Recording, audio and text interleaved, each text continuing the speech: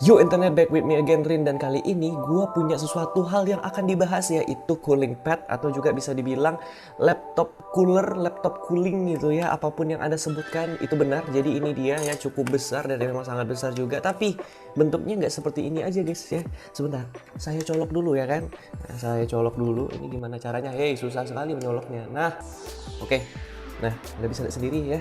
Luar biasa banget, dan ini bisa diganti-ganti modenya, lalu di sini juga ada warna-warni juga. So, kita langsung aja bahas. Let's go. Untuk desainnya tentu saja ini rame sekali, di mana-mana ada lampu gitu ya. Walaupun memang lampunya sendiri atau RGB itu juga kita bisa matiin. Lalu kiri kanannya juga ada silver gitu, di bawahnya juga ada silver, dan juga kalau misalnya bagian body peletakannya segala macam. Jadi ini ada fan di tengah. Lalu di sini bagian sini ini ada untuk naruh atau biar si laptop kita nggak kegeser kalau ininya tinggi. Jadi kalau misalnya derajatnya tinggi, dia nggak bakal kegeser ke bawah gitu ya.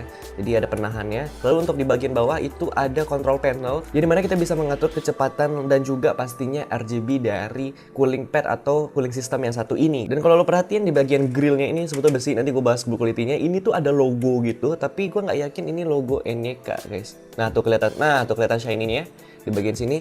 Jadi gue nggak terlalu tahu sih ini logo apa, atau mungkin emang logo dari seri ini, tapi again gue nggak tahu. Dan juga ini ada LED strip di samping sini. Lalu di belakang atau di depan sebetulnya ya, di belakangnya dia itu ada USB. Jadi USB-nya itu dicolok sini. Jadi ini pakai USB to USB. Lalu kita dapat port lagi satu USB. Jadi lebih rapi, dan juga kalau misalnya teman-teman semua pakai mouse ke belakang sini kan lebih asik ketimbang ke samping gitu. Jadi lebih oke sih menurut gue. Lalu untuk di bawahnya kagak ada lagi ya. Ini untuk mengatur ketinggian dan kerendahannya itu sendiri. Jadi seperti itu untuk bodinya. Dan kalau untuk build quality sendiri, ini overall itu terbagi-bagi ya. Jadi kalau misalnya di bagian tengah, again gue bilang ini adalah grillnya itu besi gitu ya. Ini udah kuat gitu ya. Lalu ini untuk sampingnya itu plastik semua gitu ya. Dan juga untuk kakinya, nah kalau kakinya ini kuat banget. Lalu juga build quality dari penyangganya ini juga ini full besi gitu ya. Jadi nah ini udah aman banget nih. Tapi walaupun memang nih flexing terasa, tapi kalau untuk grill di tengahnya itu terbuat dari besi. Jadi menurut gue ini build quality-nya not bad dan masih layak dipertimbangkan. Hal yang menarik dari cooling pad yang satu ini adalah dia itu memiliki handphone atau ya smartphone holder. Itu bisa ditaruh di kiri dan juga di kanan. Di samping sini itu kita bisa naruh. Jadi teman-teman semua kalau bingung naruh handphone ketika lagi kerja, bisa menggunakan phone holder yang satu ini. Dan juga dia bisa dipasang 4 sisi gitu ya, bisa di vertikal dan horizontal, walaupun memang penggunaannya sebenarnya itu dibikin horizontal. Tapi kenapa vertikal ya biar ini nggak hilang, atau mungkin teman-teman semua mau naruh sesuatu gitu bisa aja. Tapi ya ini nggak terlalu besar juga sih. Anyway, menurut gue sih ini suatu detail yang cukup unik ya, dimana diperhatiin sendiri sama NYK. Kalau kita kadang-kadang butuh, kadang-kadang nggak jadi dibikin,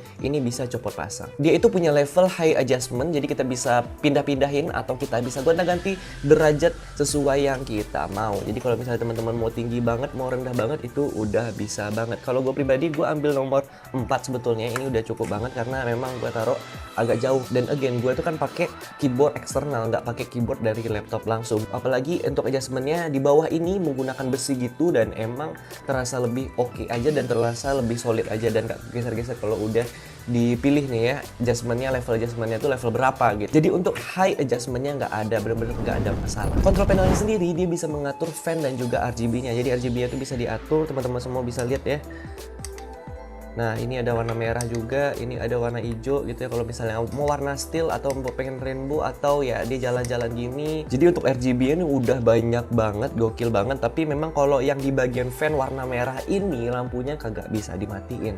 Jadi emang fungsionalitasnya sebatas yang di LED pinggirannya ini atau LED stripnya. Spesifikasinya sendiri dia memiliki ukuran 410 x 296 x 40 mm.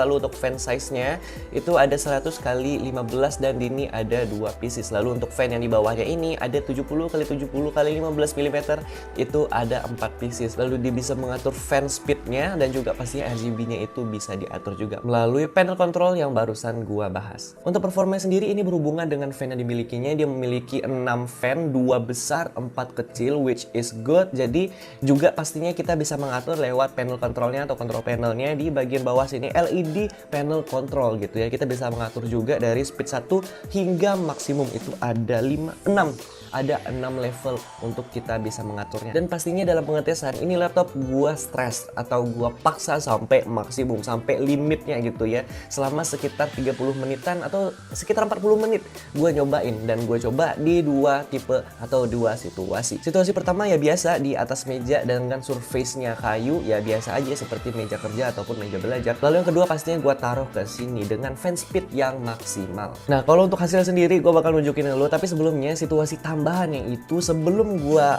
bench gitu ya, sebelum gua stres, ini itu laptopnya gua biarin dulu, diemin dulu, gua coba diemin di sini di atas coolingnya ini, lalu juga gua diemin di atas meja gitu ya, supaya apa? Supaya dia bisa menentukan atau sampai di titik suhu terendahnya dia. Jadi kita bisa lihat nih suhu terendahnya seperti apa, suhu tertingginya itu seperti apa. Jadi kita memiliki beberapa perhitungan atau beberapa variabel yang dapat kita gunakan pada simulasi yang kali ini. Teman-teman semua bisa lihat nih, ini udah gue screenshot semua komponen dari laptop gua. Ini ada prosesornya, ada GPU-nya juga. Tapi yang terlihat dominannya itu GPU dan CPU-nya ya. Dan kalau laptop gua sendiri ini memiliki dual GPU, jadi graphic card-nya itu ada 2. Tapi kita lihat aja yaitu GPU atau graphic card yang utama, yaitu gua menggunakan GeForce GTX 1650 Ti. Lo bisa lihat sendiri di sini perbedaan suhunya cukup signifikan, sekitar 7 Celcius gitu. Lalu juga pastinya sama di bagian prosesor itu sekitar 7 Celcius. Jadi teman-teman semua bisa lihat itu cukup oke ya, karena 7 Celcius itu 7%, dan emang itu cukup jauh sih dalam simulasi pada sebuah komputer gitu. Udah oke banget. Lalu untuk minimumnya sendiri turun sekitar 2 hingga 3 derajat untuk minimumnya. Jadi kalau misalnya minimumnya Anda bisa lihat sendiri, ini ada 43 Celcius ya di bagian prosesor. Lalu kalau yang sama cooling pad itu hingga 40. Jadi udah oke banget tuh turunnya, walaupun memang secara 40 aja tuh udah dingin gitu ya, apalagi ini udah ditambah cooling pad juga. Jadi untuk hasil pengetesan ini menurut gue udah signifikan banget, dimana gue sekarang kamar gue nggak ada AC-nya gitu ya.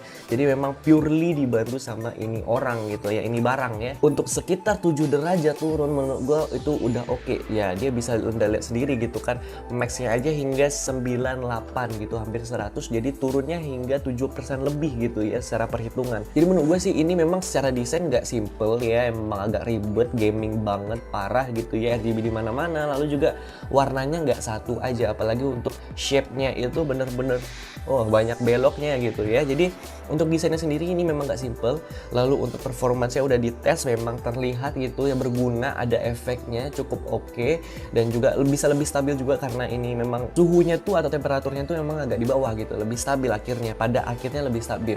Lalu juga untuk build quality-nya udah ya oke juga, nggak kita atur-atur gitu ya, kita pegang terus. Lalu again ini RGB-nya udah bisa diatur juga. Jadi untuk overall yang gua bahas mungkin bisa dibilang ya ini bagian desain sih yang teman-teman semua harus perhatiin lagi. Jadi overall seperti itu guys. Thanks for watching this video until the end. Dan juga pastinya teman-teman semua kalau nyari ini linknya gua taruh di deskripsi. Dan pastinya juga toko saya sudah buka. Jadi kalau Anda butuh X review dari MCPW langsung aja ke sana, strike to the link. Linknya pastinya gua sertakan di deskripsi. So, dadah.